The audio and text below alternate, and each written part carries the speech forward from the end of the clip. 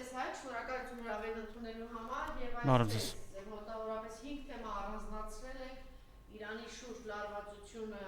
մեծանում է երեքշաբթ ուշագրավ հայտարարություններ եղան արդյոք դուք տեսնում եք կոմպրոմիս կարող է լինել պատերազմը Ուկրաինա Ռուսաստանի Դաշնություն շարունակվում է չնայած բոլոր տեսակի պայմանավորվածություններին բանակցությունների թեպետ բանակցությունների ինչ հարցերի շուրջ հստակ շարունակվում են լավ է որ բանակցությունները այդ իմաստով չեն դադարում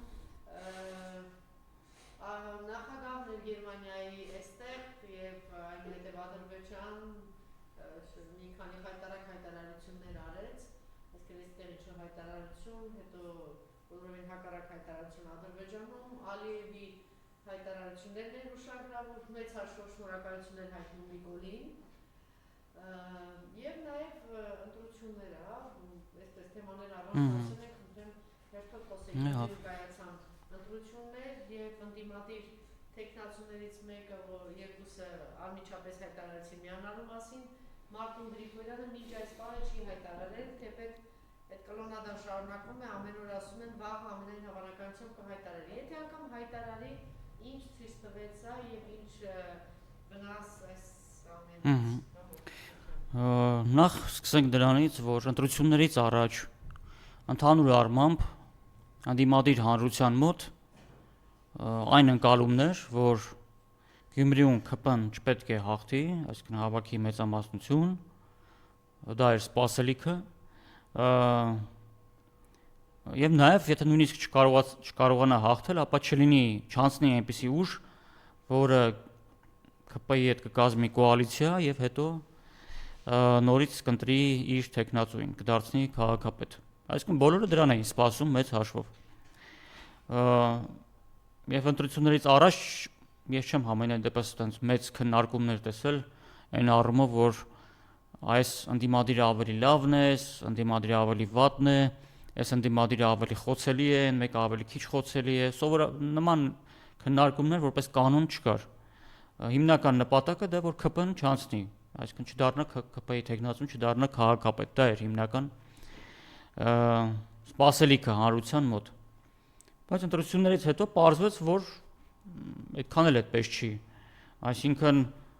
ԿՊ-ն չի հաղթել բայց հələ պարզ չի պարտվել է թե ոչ այսինքն այս քանի օր է մենք սպասում ենք նրան վերջը թե այս ընտրությունների արդյունքում վերջը ԿՊ-ն պարտվելու է վերջնական թե ոչ ընդ որում այդ Գյումրիում այդ միջադեպը որ տեղի ունեցավ այդ Վիլեն Գաբրիելյանի հետ մի պահ եղավ ես մտածեցի որ երևի այդ թեման կմոռացվի կգնա որովհետև բոլորը կենտրոնացած էին նրա վրա թե վերջը Մարտուն Գրիգորյանը կմիանա թե չէ դրան այսինքն քանի օր է նույնիսկ այսինքն ԿՊ-ն չի քննարկվում է Մարտուն Գրիգորյանի միանալը կամ չմիանալը հիմա քանի որ սպասելիքը այն էր որ ԿՊ-ն պետք է չհաղթի դե հետեւաբար մի քանի ուժեր հայտարարեցին որ կքվեարկեն այն տեխնացուի օգտին առանց սպասելիքների առանց որևէ ակնկալիքների ով որ ամենաշատը կհավաքի դե հիմա այդպես ստացվեց որ Վարդան Ղուկասյանը հավաքեց ես ոչ մի տեխնացուի ոչ անձամբ ճանաչում եմ ոչ էլ երբևէ առնչություն եմ ունեցել իրենց հետ բայց այդպես էր ակնկալիքը որ ԿՊ-ն չհաղթի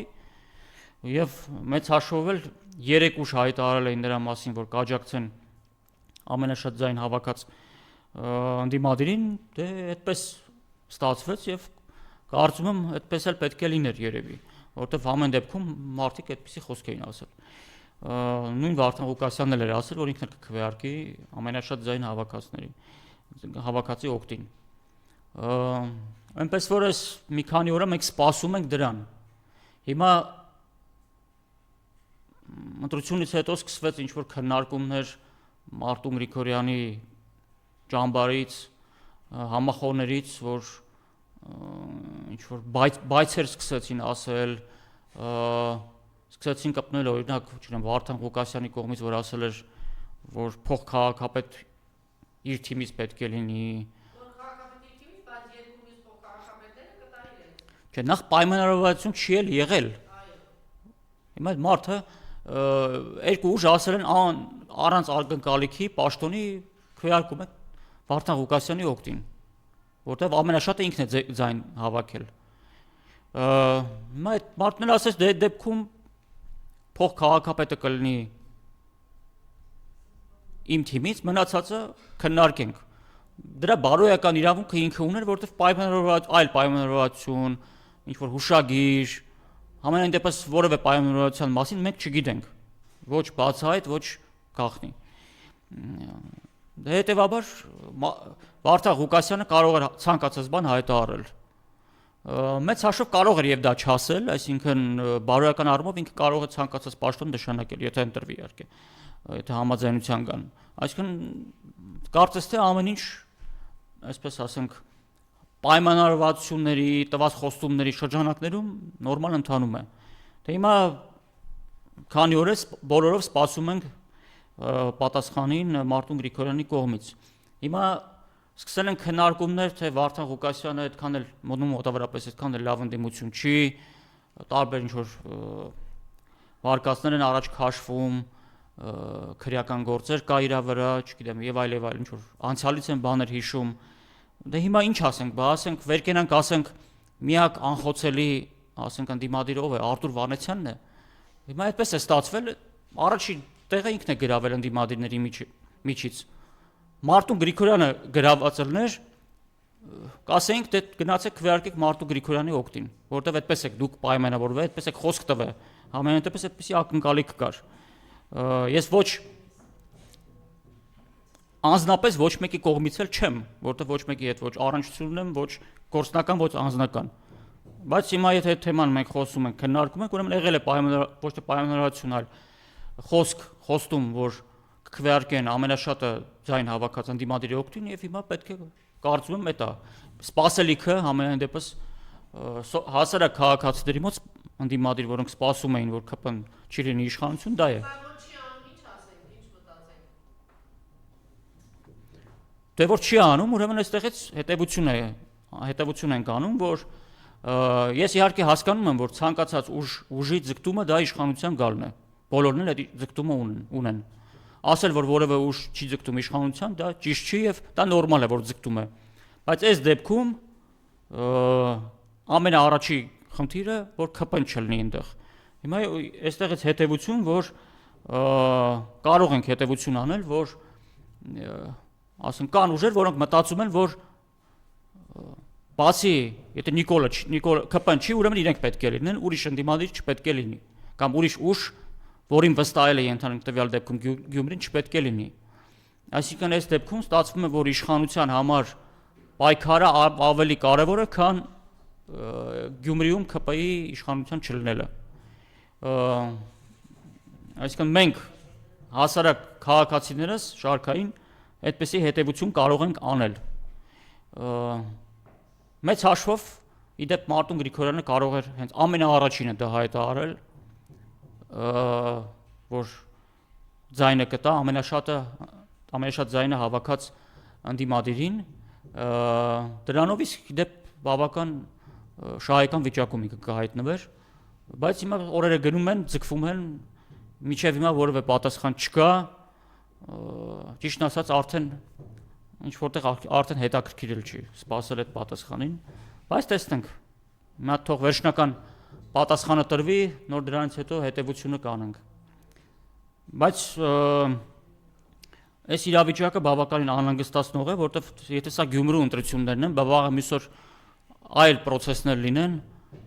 եւ ինչ է լինելու, դրա այդ դեպքում արդեն։ Հիմա տեսնենք, թող սպասենք վերջնական պատասխանին։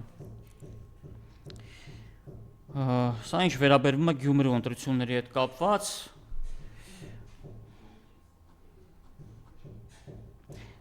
դե նաև չմոռանանք Գերմանիայի նախագահի այցի մասին Հայաստան։ Ճիշտ է, անցյալում մեր մեծերը եւ ասում էին այդ Պորնիկ Եվրոպան, բայց այս դեպքում եկեք Եվրոպա չասենք, որտեղ ամեն դեպքում ամենայն դեպս Եվրոպան այդ քրիստոնեական քաղաքակրթության մաս է կազմում եւ հիմա այսօր մակրոնենք են կամ մակրոնատիպ լիդերներ են, վաղ կարող է ուրիշ լիդերներ կան, բայց Եվրամիությանը կարող ենք ասել, Պորնիկ Եվրամիությունը, այսինքն Գերմանիայի նախագահը գալիս է Հայաստան եւ այսպես քարոզչական, ինչ ասեմ, պրովոկացիա է անում, Արցախի դրոշն է դնում,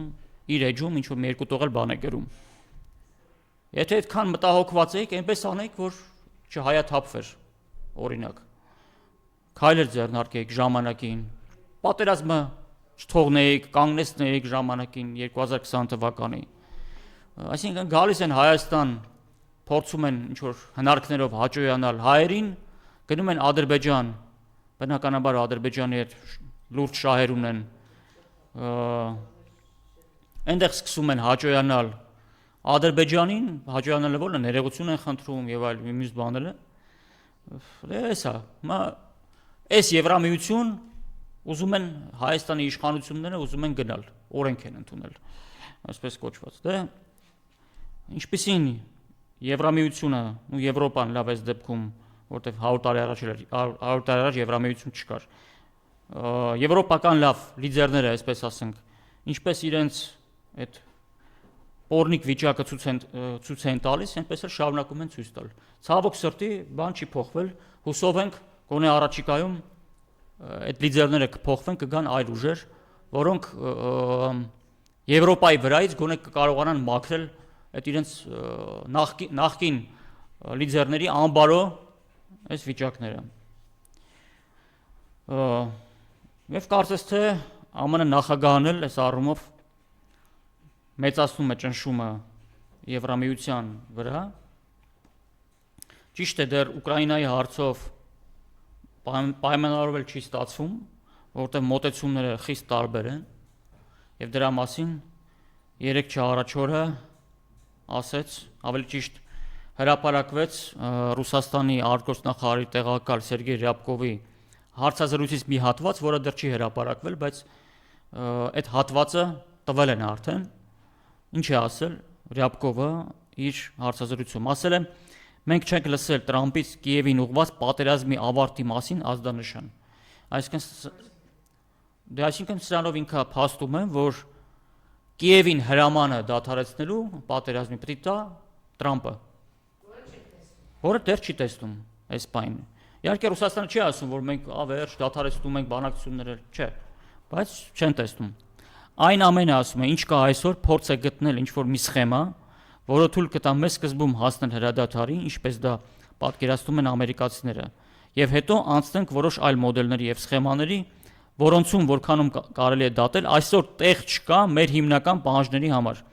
որոնք կապված են հիմնախնդրի սկզբնապատճառների վերացման հետ։ Դա իսպար բացակայում է, այսինքն այդ պատճառների վերացման մասին մոդելը լուծելու կամ մեթոդը լուծելու չկա, բացակայում է։ Ասում եմ, մենք շատ լուրջ ենք վերաբերվում ամերիկացիների առաջարկած մոդելներին եւ լուծումներին, բայց նաեւ չենք կարող ընդունել այս ամենը այնպես ինչպես կա։ Մենք աշուշտ ունենք մեր սեփական առաջնահերթությունների եւ մոտեցումների մի շարք, որը մշակվել եւ մշակվում է այդ թվում Ռիադում ամերիկացիների հետ վերջին բանակցությունների ժամանակ մեր բանակցային թիմի կողմից։ Այսինքն Ռյաբկովը ասում է, որ այն մոդելը, որ առաջարկում է Տրամպը, ընդունելի չի, այսինքն հրադադարի հասնել, սառեցնել եւ այլն, եթե չի քննարկվում սկզբնապատճառները վերացնելու Ռուսաստանի առաջարկները եւ այն առաջարկները, որ անցած տարի Ռուսաստանի նախագահը տվել է։ Բայց բանակցությունները շարունակում են, այսինքն Ռուսաստանը փորձում է եւ փորձելու է եւ կհամոզի, կարծում եմ, որպեսզի ԱՄՆ-ն գա այնուամենայնիվ այն դաշտ, որտեղ որ Ռուսաստանին ձեռնտու է։ Իսկ այն, որ իրենց մեջ միջև բանակցությունները գնում է, դրա պատճառն այն է, որ ԱՄՆ-ն ընդունել է Ռուսաստանին որպես միջուկային գերտերություն, վերջնական դա ընդունեց այն ժամանակ, երբ որ անցած տարի նոյեմբերին Ռուսաստանը փոխեց միջուկային դոկտրինը։ Այդ ժամանակ ԱՄՆ-ն որոշեց, որ Ռուսաստանին պետք է նստի խոսի։ Դա չի նշանակում, որ սենց շատ արագ Տրամպը ամեն ինչին կհամաձայնվի, բայց կգան դրան եւ լուծում կգտնվի։ 1962 թվականին, երբ որ տեղի ունեցավ Կարիբյան ճգնաժամ, դրանից հետո մոտ 2-3 ամիս ԱՄՆ-ն եւ ԽՍՀՄ այն նման բանակցություններ էին վարում եւ պայմանավորվում են երկբևեռ աշխարհի մոդելի շուրջ։ Այ հիմա մոտավորապես այդ նույն բանակցություններն են գնում, Տրամպը բնականաբար փորձելու է այդ հրադադար, սառեցում, դրանք առաջ բրթել, բայց վերջում իհարկե հետ քայլ է անելու, այս առումով նաև պետք է արժանապատիվ հետ քայլ անի, այսինքն իր դեմքը փրկելով, որպեսզի թե ներսում, թե աշխարհում իր հեղինակությունը չկորցնի, եւ այդ առումով բնականաբար բոլոր այն օղակները, երկրները, կառույցները, որոնք խանգարում են ԱՄՆ-ին արժանապատիվ հետ քայլ անել, դրանք ԱՄՆ-ն պետք է վերցնի իր վերահսկողության տակ, այսինքն պետք է իրենց սանձի։ Հիմա Եվրոմիությանը պետք է սանձի ԱՄՆ-ն, այսինքն որպեսզի Եվրամիությունը չխանգարի ապագա ԱՄՆ-Ռուսաստան երկբևեռ աշխարհի կառուցմանը։ Եվրամիությունը ուզում է խցկվել, բայց ինքը տեղ չունի, ոչ էլ Բրիտանիան տեղ ունի։ Կարծում եմ սրա հետ է կապված այդ տարիֆների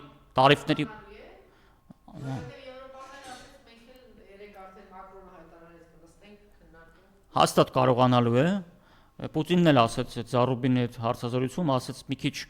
կդիմադեն, մի քիչ կընդվզեն, հետո կընկնեն տիրոջ ոտքերի տակ եւ կհնազանդվեն։ Կարծում եմ սրա հետ է կապված նաեւ Թուրքիայում տեղի ունեցող գործընթացները, այսինքն որպեսզի այդ երկբևեռ աշխարհը տեղի ունենա, չի կարող լինել մի հզոր ուժ աշխարհում, մանավանդ եվրասիական տարածքում, որը ԱՄՆ վերահսկողությունից դուրս է կամ ուղիղ ձևով չի ենթարկվում ԱՄՆ-ին։ Օրինակ այդ մեծ թուրան կոչվածը, որը բրիտանական պրոյեկտ է, դա եւս պետք է ԱՄՆ-ն վերահսկի։ Այսինքն թույլ տա, որ ինչ որ ճակատագրական պահին հանկարծ Բրիտանիան որոշի խաղակարտերը խառնել, իհարկե ԱՄՆ-ն Տրամպը դա թույլ տալ չի կարող։ Դա չի նշանակում, որ արդեն պայմանավորվել են։ Բայց նախապատրաստական այդ աշխատանքները Տրամպն էլ է հասկանում, որ վաղը ամենայն հավանականությամբ պետք է պայմանավորվեն։ Եվ դրա համար հիմա Տրամպը ԱՄՆ-ն պատասխանատվություն է ստանձնելու աշխարհում Ռուսաստանի հետ միասին հավասարի կայունության եւ անվտանգության համար։ Բայց եթե որպեսի կարողանա այդ ապահովել, ինքը պետք է այն օղակները, որոնք ուղղակիորեն իրեն չեն ենթարկվում, ինքը պետք է ենթարկեցնի իրեն, որ հանկարծ մեզ չստացվի, որ ինքը պատասխանատվությունը ստանձնի, բայց չկարողանա այն իրագործել։ Բայց դա չի նշանակում իհարկե, որ ամեն ինչ կայունացել է, վերջը բանակցությունները գնում են, չգիտենք ինչքան դեռ կտևի։ Նորից ասեմ 62 թվականից հետո մի 2-3 ամիս տևեց։ Հիմա ինչքան կտևի դեռ պարզ չի, բայց Ուկրաինայի կոնֆլիկտը այդպես հանգիստ չի լուծվելու, այն կոնֆլիկտը չի, որը հանգիստ կլուծվի։ Կարծում եմ դեռ 25 թվականը այս տարի այդ կոնֆլիկտը դեռ կգնա եւ հարվածներն կլինեն,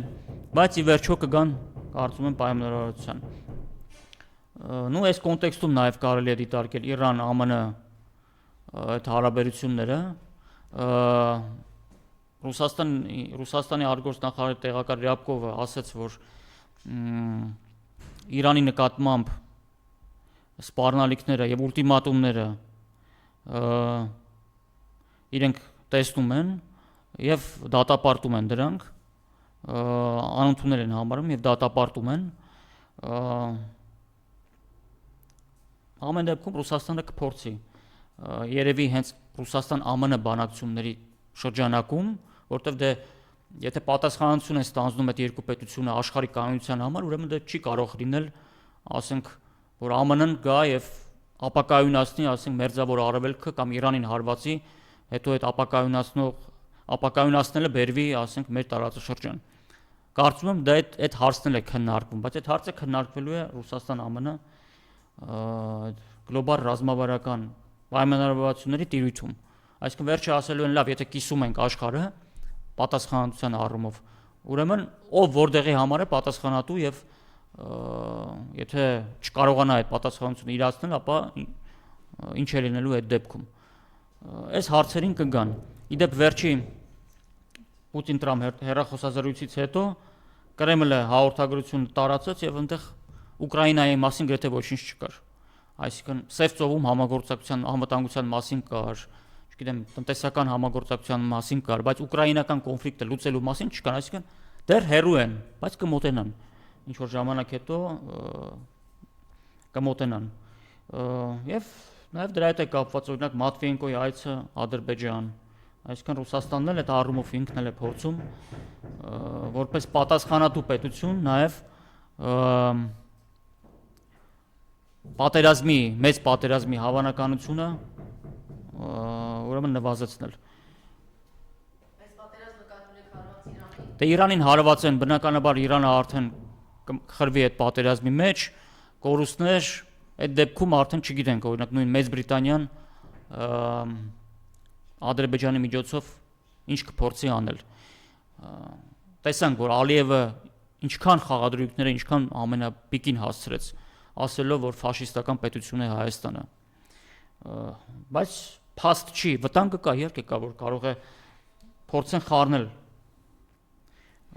իրավիճակը, վտանգը կա, բայց նաև մի վտանգ էլ կա, որ եթե հանկարծ ԱՄՆ-ն եւ Ռուսաստանը սկսեն չպայմանավորվել, այսինքն պարզվի համաձայնության չեն գալիս։ Եվ իրավիճակը սրվում է իրենց միջև կտրուկ։ Հիմա իրենք ասում են մենք դեռ խոսում ենք, մենք համաձայնեցնում ենք, մոտենում ենք իրար, բայց հանկարծ մի օր գան պարզվի, որ անզիջում պայքար է գնում իրենց, չեն կարողանում գալ համաձայնության, այդ դեպքում արդեն բավականին սպառնալիքները կմեծանան, որ տարբեր տարածաշրջաններ կսկսեն պայթել, որտեղ այդ դեպքում արդեն ԱՄՆ-ն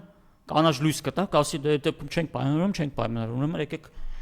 մաքսիմալ իրար խփում ենք այդ դեպքում։ Բայց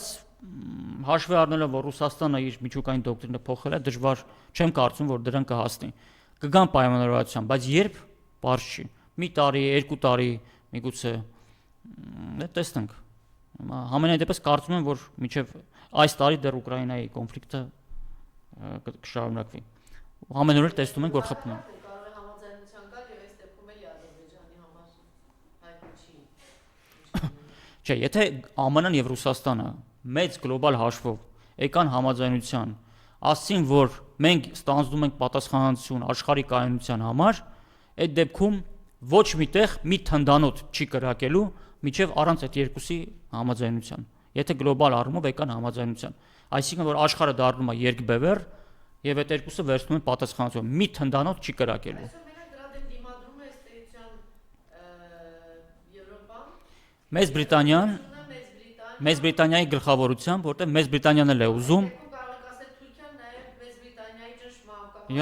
Իհարկե։ Մեծ Բրիտանիան էլ է ուզում այդ երկբևեռության մեջ դեր ունենալ։ Շահագրգռություն ունի, որ այդ կայանա եւ Չինաստանը եւ Հնդկաստանը։ Ես չեմ կարծում, որ Չինաստանն ոչ ԱՄՆ-ն, ոչ Ռուսաստանը չեն կիսելու իրենց երկբևեռության այդ մոդելը ուրիշի հետ չեն կիսելու։ Միգուցե այո, տնտեսական առումով կլինի բազմաբևեռ, բայց աշխարհի պատասխանատվության առումով, կայունության, անվտանգության, ինչ որ որ Չինաստանը շահագրգիռ կլինի, որ այդ երկբևեռ կայանա։ չէ, ինքը կլինի բազմաբևեռ աշխարհի մաս տնտեսական առումով, բայց աշխարհաքաղաքական առումով ակցիաները կլինեն ԱՄՆ-ի եւ Ռուսաստանի միջև, որտեվ նախ այդ պետությունների պոտենցիալն է այդպեսին, Չինաստանը չունի այդ պոտենցիալը համաշխարհային կայունության եւ անվտանգության ապահովման գործում։ Ինքը իր երկրով է զբաղված, նաեւ տնտեսական առումով ունի, բայց աշխարհի կայունության առումով այդ երկու պետություններն են։ Նախ առաջինը նրա համար, որ միայն այդ երկու պետությունը ունեն այնքան ռազմավարական միջուկային զենք, որոնցով ընդունակ են երկրագունդը մի քանի անգամ ոչնչացնելու։ Այլ պետություն չունի։ Դրա համար այդ երկուսն են կիսելու, կլինի երկբևեռ աշխարհաքաղաքական առումով, բայց տնտեսական առումով իհարկե կլինի բազմաբևեռ եւ Եվրոպայի կհաջողի կստացվի իրենց մոտ։ Եթե մեծ պատերազմ չկարողանան հրահրել, ոչ։ Մեծ պատերազմի դեպքում սովորաբար ինչ է մեծ պատերազմ, նշանակում է, որ Իրանի հարցերը Մեծ Բրիտանիայի հրահրում։ Ակնհայտ այդտեղ Ամերիկա, Իսրայել։ Չէ, Իրանի մասով ես բան չասի, Իրանի մասով ԱՄՆ-ն բնականաբար սպառնալիքներ են հնչեցնում այն առումով, որ այդ միջուկային ծրագիրը պետք է դադարեցնի։ Իրանի մասով դա բնականաբար դեռ Ամերիկա, Իսրայելն է, բայց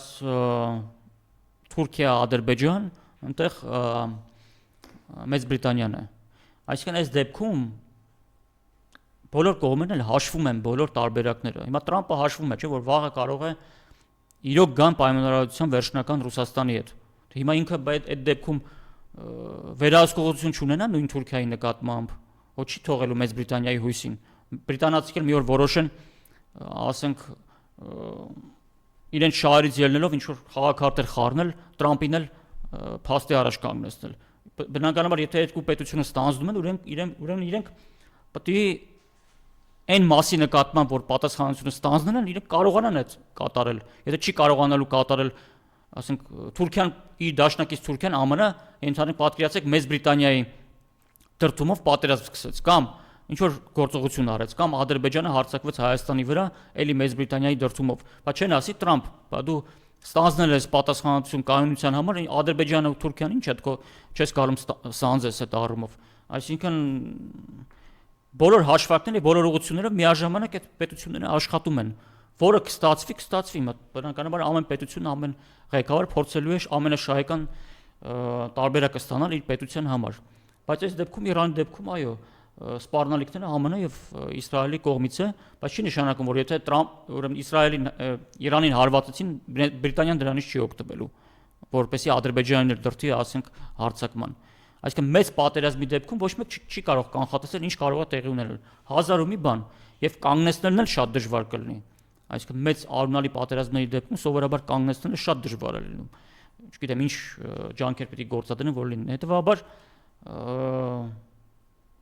ջանքեր պետք է գործադրեն, որ այդ ամեն ինչ չլինի։ Եվ կարծում եմ Ռուսաստանը ԱՄՆ-ի հետ բանակցությունների շրջանակներում նաև այդ հարցերը եւս բարձրացնում եւ քննարկում է։ Ամենայն դեպս Արգոս նախարարի տեղակալը ասաց, որ մեզ համար ընդունելի չի այդ ուլտիմատումներով խոսելը Իրանի հետ։ Այդ ճնշումները ամենայն դեպս կարծում ինչ որ բան պետք է զիջի։ Ես կարծում եմ, որ եթե Ռուսաստանը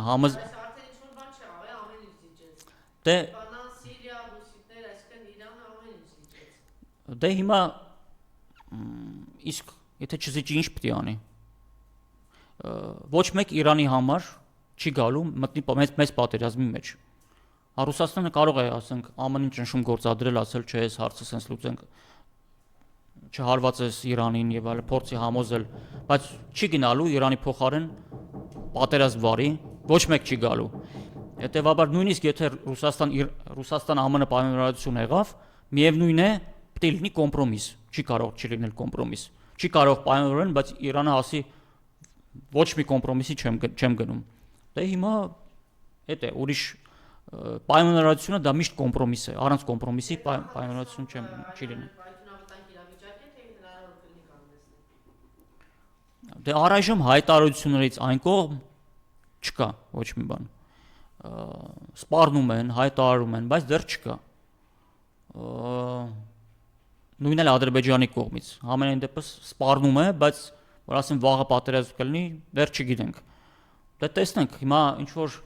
տարբեր մամուլներում ամերիկյան ասում են մինչև սեպտեմբեր ինչ որ տենց նման ամսաթվեր են ասում։ Ամենայն դեպս այս տարի պետք է որ որոշվի։ Եթե այս գարունը չեղավ, ամենայն հավանականությամբ ամռանը չի լինի եւ պետք է սպասենք ուրեմն աշնանը։ Սովորաբար նման process-ները լինում են կամ գարնանը կամ աշնանը որպես կանոն, բայց հիմա տեսնենք, այս տարի կորոշվի։ Ամեն ինչ կախված է լինելու ԱՄՆ-Ռուսաստան բանակցություններից։ Ինչքանով իրենք կմոտենան պայմանավորվելուն կամ կհեռվան։ Եթե մոտենան, հավանականությունը պատերազմի նվազում է։ Եթե հեռվանան, միգուցե, այսինքն հեռվանալը կբերի նրան, որ ԱՄՆ-ն աչք կփակի շատ բաների վրա, օրինակ։ Կասի դե տենց է, հարվածեք թող Ռուսաստանին մի հատ վնաս տամ այդ առումով, եթե սկսեն չպայմանավորվել։ Բայց հիմա խոսում են, դա լավ է, արդեն որ խոսում են, խոսեն կպայմանավորվեն։ Ամենայն դեպս ԱՄՆ-ն ընդունել է, որ Ռուսաստանին հաղթել հնարավոր չի, որտեղ միջուկային դոկտրինը փոխեց։ Այս տարի էլ ուրիշ բան արեց փետրվարին, օդատիեզերական ուժերը եւ նավատորմը դուրս բերեց ռազմական օկրուգների ենթակայությունից եւ ենթարկեցրեց կենտրոնական հրամանատարությանը։ Այսինքն Պուտինին է ենթարկվելու, պարզ ասած, ուղիղ ձևով։ Իսկ միջուկային զենք կիրառելու որոշումը կայացվում է միայն Ռուսաստանի նախագահի կողմից։ Դոկտրինով այդպես է։ Այնպես որ ԱՄՆ-ն սա տեսավ, հաշվի առավ եւ դրա համար էլ խոսում են։ Եթե սա չլիներ, դոկտրինը չփոխեր, հավատացեք Տրամպը այդքան բարի չէր գտնվի, որ նստեր Ռուսաստանի հետ բանակցությունների։ Դրա համար սրանից է կախված, սպասենք իրադարձություններին, մենք էլ մեր համեստ մասով ինչքան փորձենք Հայաստանում այնպես անել, գոնե որ process-ները ներսում տեղի ունեցող շատ բացասական հետևանքներ մեզ համար չունենան։